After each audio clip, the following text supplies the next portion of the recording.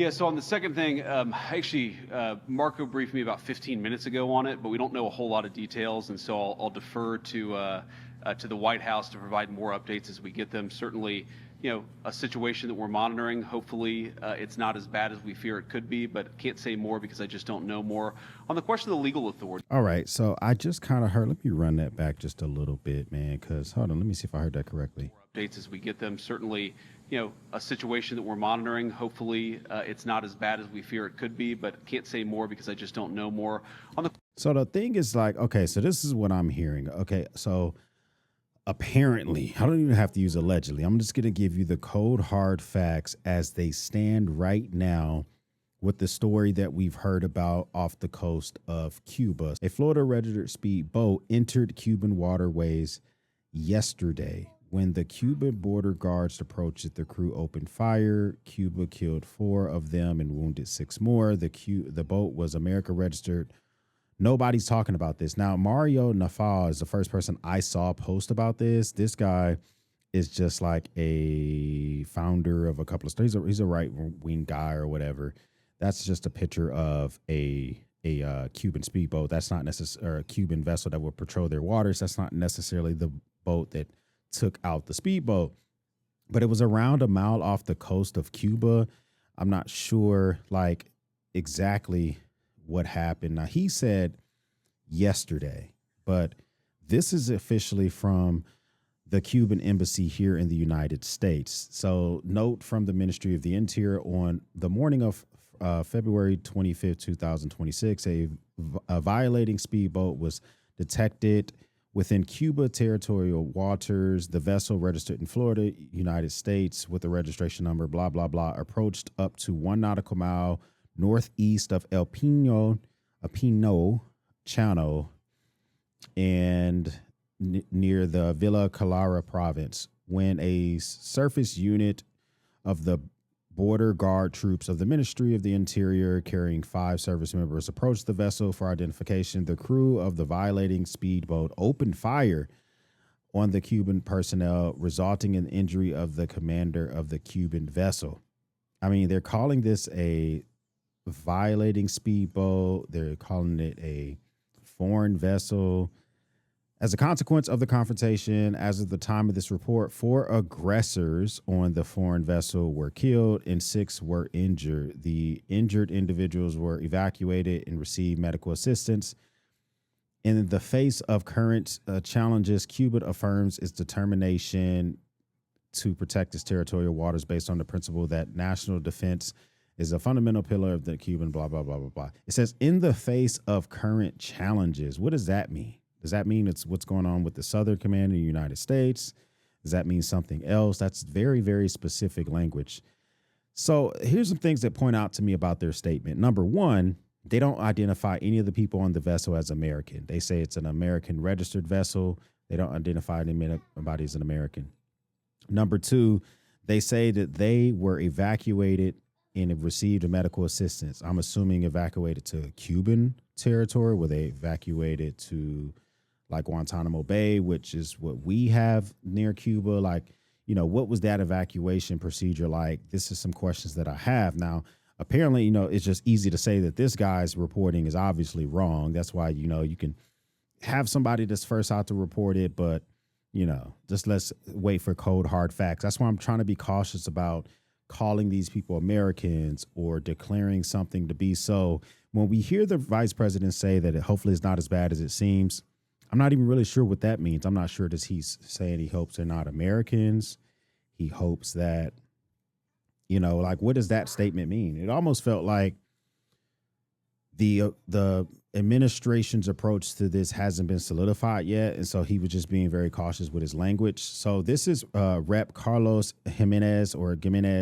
Now, he is the southernmost congressman in Florida. I think he's the southernmost congressman in the United States. He's 90 miles from the coast of Florida.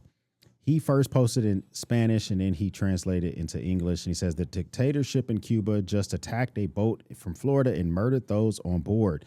The regime must be relegated to the dustbin of history, bro. The saber rattling on this is the thing that makes me draw pause. When I see people start to use the language of need to be relegated to the dustbin of history, they just murdered people on board, they just did this, they just did that.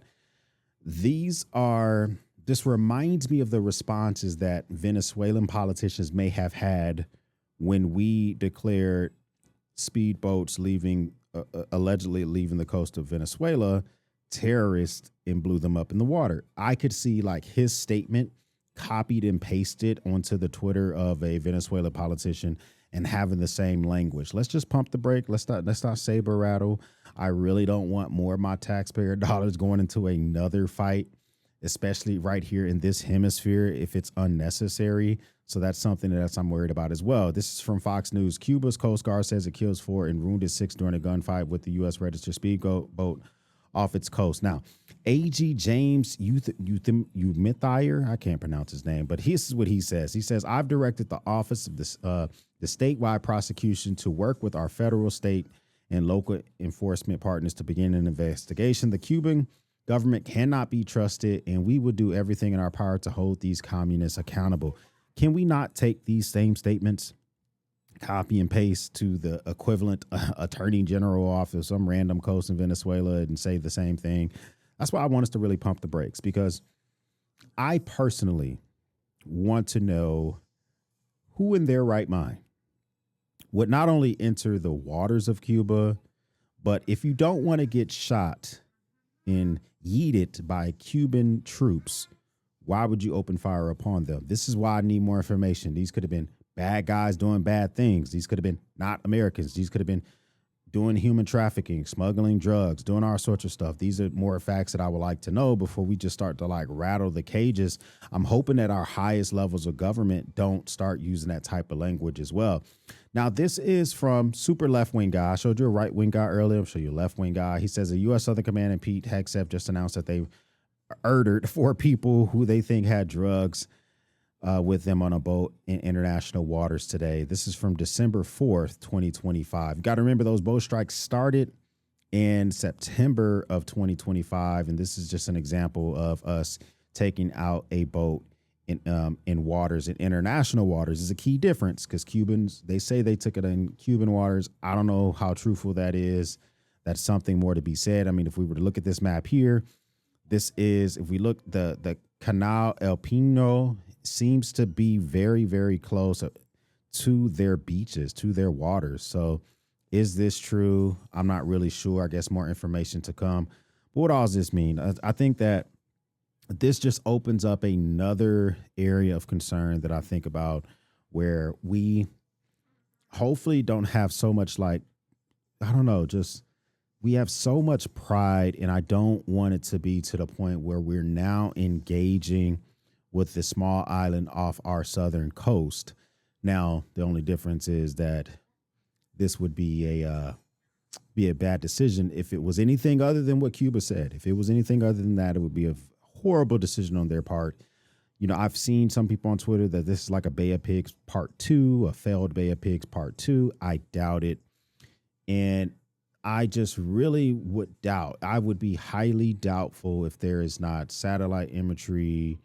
Maybe they had a video on the patrol vessel, like something. Like, I would like to know more. Maybe they were videotaping on the boat that was allegedly in those waters. Like, I would like to know more about this, because this can do nothing but escalate quickly. This may be the only time I ever talk about this, but I did think it was peculiar. I do think that if it is something that, let's just say worst case scenario, it was just an American fishing boat, it was some people's kicking it, and they didn't open fire. They were just fishing. They're from Florida. You know, they had a goddamn gun with them. They were just fishing, and then they started to get fired upon, and they started to fire back. Worst case scenario, you know what I'm saying, we might have to send a Coast Guard vessel down there and show them what's up. We can't have y'all doing stuff like that. Or even worse, they didn't shoot at all, and they were just trying to find the most beautiful fish that they could find. They were going after a monster tuna. I don't know what you would catch in those waters, and they wandered too far south. I don't know. This is pretty far away from Havana, pretty far away from the capital, but still in waters that they patrol. But what do you think about this? Is this something else we all of a sudden have to concern ourselves with, possible going for regime change again? Hope not. having to spend our money, our blood, sweat, and tears and going into another fight? I hope not. Or is this just something that's just going to go by the wayside? First time stopping by, hit the subscribe button. I would love to have you part of the battalion. If this is not your first time stopping by, well, thank you once again for watching me run my grape. For everyone else, we'll speak soon.